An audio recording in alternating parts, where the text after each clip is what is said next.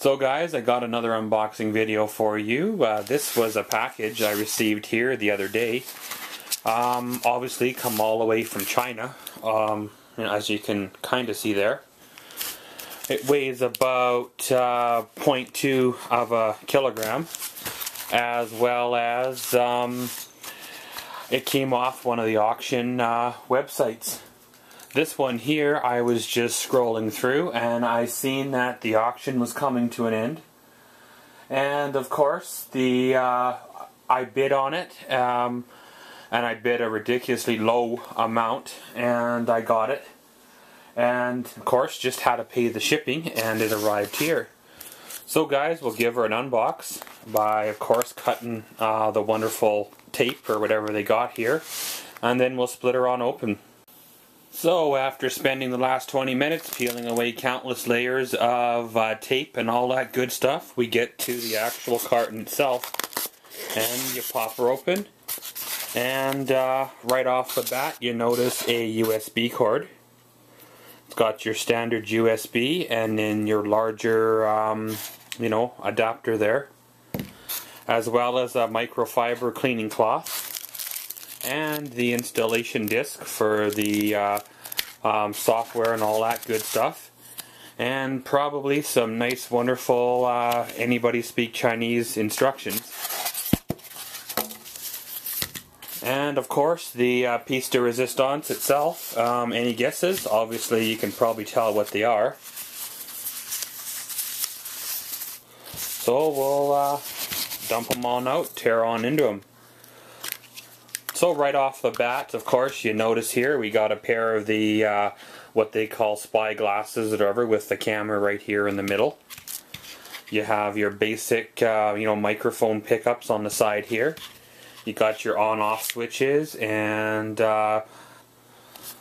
so to give you a bit of a rundown on this spyglass or sunglass camera kit, whatever you want to refer to her as. She shoots in 480 by 720. Your weight altogether is about 130 grams, and it does support PC camera chatting function as well. It's supposed to be able to carry a digital image in like low light and all that as well. It does shoot at 30 frames per second at 720 by 480, and it does have the capability for support for USB 2.0, and it will run up to a 16 gig, of course, micro SD card, and it has a built-in lithium-ion battery which can last up to 1 hour for video shooting time, which for my use will be plenty, because I'm just going to use it for ins and outs. Not going to be used for a full-length half hour, 2 hour video or anything like that. And of course the kit includes, as you've seen there, the glasses themselves, the microfiber cleaning cloth, the installation software disc, as well as wonderful instructions, and the USB charging cable as well. So to give you guys a rundown here, right in the corner here, just over here from the camera symbol, is the function indicator.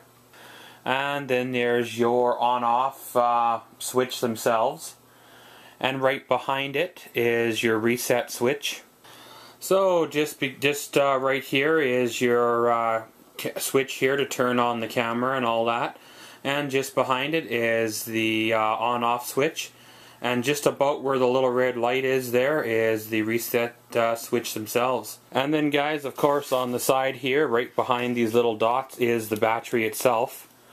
And you come around the front, right in the center on the nose piece, right about there, is where the eye of the camera lens itself is. So you come back over here to your on switch, you press it and hold it, you see a blue light there in the corner, and that means there's power in the unit. However, I don't know what the power is, given it's hasn't had a charge yet. So what I'm going to do is plug her on in, give her a good old charge, and then we'll start doing the operations on it. So guys, here we are outside with the spy glasses. You know, look, you can tell. What we got here is the on button. You hold it until you see the blue light come on, which is right there in the corner. And then what you do is you hold the camera button down until the blue light starts to flash. Pretty much like that. You see she's flashing, that means she's recording. So what I'm going to do, guys, is do a little bit of a picture-in-picture type action here, where you can see it through the glasses as well as see it through the flip camera itself. It is still early morning. The sun is not completely out. It's kind of an overcast type of day, but I will try to give you the what I can of the footage. So guys, let's go to the picture-in-picture shot. So guys, here we are on the picture-in-picture. Of course, the crisp screen is from the flip camera itself, shooting in 720p. And the other little screen there is from the glasses, which is shooting in like 720 by 480 or something, 460, whatever. So it's not going to be nowhere near as you know, crisp as it should be.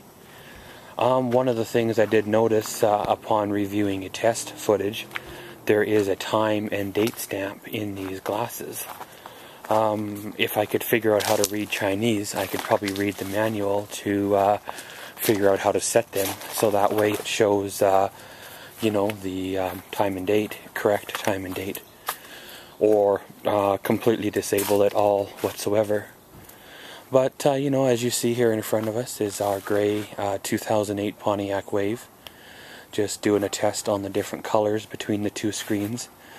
Going over to shadow here and seeing the trailer, the wheelbarrow here, and back to you know, if you look here on the ground, of course, you have your all the leaves and stuff that have fallen off the tree, as well as different you know, other shades and colors and things like that.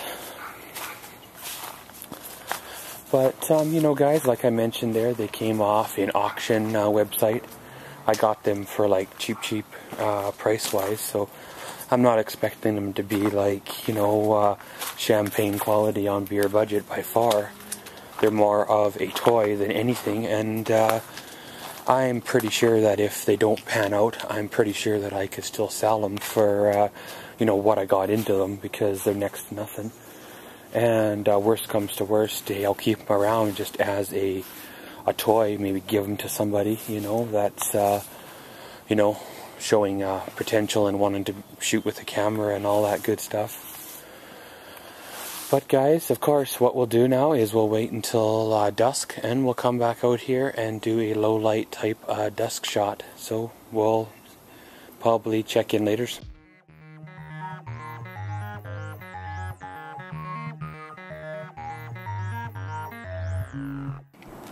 Well guys, back out here again. Of course, we're just at the low light dusk point before it starts getting to be dark for night. Thought I'd come back out here again and shoot another little snippet just to see how they work in a lower light situation. Probably not going to come out here again in the dark, because, well, I'm almost certain they're not going to perform at all, or if anything at all, you know. But you know, so far, guys, I haven't reviewed any of the footage. I'm waiting for that to be a semi-surprise. But so far, the camera and all that's working well. Everything's going the way it is supposed to. You know, there's a little blue light over in the corner that tells you when it's on, like power-wise. And then there's a flashy blue light in the corner as well, that when it is flashing, that means that she's recording. But, you know, guys, like I said there earlier, for 20 bucks or whatever, you're not really going to get much of a HD quality camera. But it'll be interesting to play with this a bit and see how she performs in like real world situations, whether it's out and about in a crowd or even just something as simple as going into a store and looking around and all that. But guys, let's head on inside and hook the footage up to the computer and see what we get. This is my final thought on these glasses. Well, after shooting the previous videos, as you've seen here, went back inside and tried to upload these on the computer.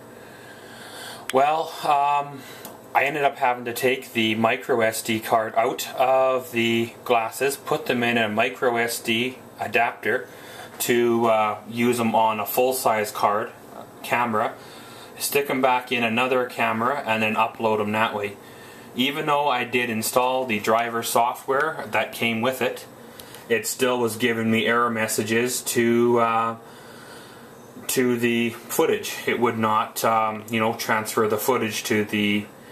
As for editing on the video software, it does edit on my video software. I'm not sure about others out there, but it does work for my Pinnacle Studio 15. And the camera itself is what to be expected for this price point. They are not professional quality, you know, James Bond style spy glasses. They are just kind of next to being a toy, if you will, glasses. But I'm sure they will be quite fine for a bit of fun. I'm sure they'll be quite fine for what I want to do. And at the price point I paid for them, they are not going to be professional quality.